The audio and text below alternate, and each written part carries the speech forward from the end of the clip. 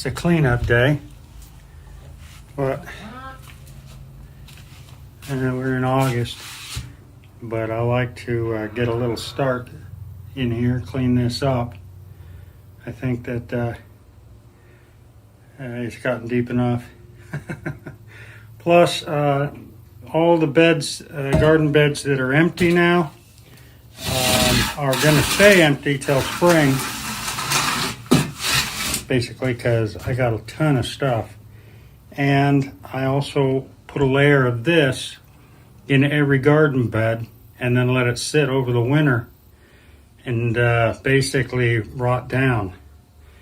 And next year I have a bumper crop.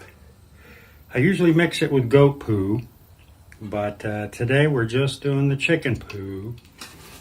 And yeah, like that. I'll show you out there in a second.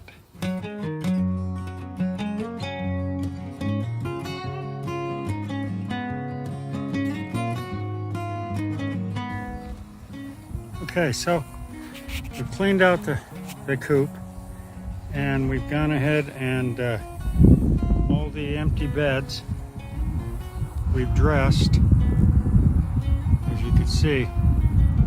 Work this, just cover the whole thing up, flush, flatten it out. So when the rain and the snow comes, it'll beat it down, grind it up. As you can see, I still have fruit on the vine. Got to get to work on my elderberries. Got carrots. So no, I'm not putting this in with any live plants. That's would be a little suicidal.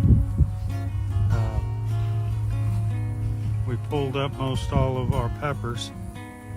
We got a few at the end down there, but the majority are gone. I've got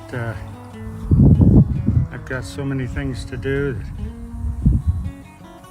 and we've gardened up a storm and got plenty of jars to show for it.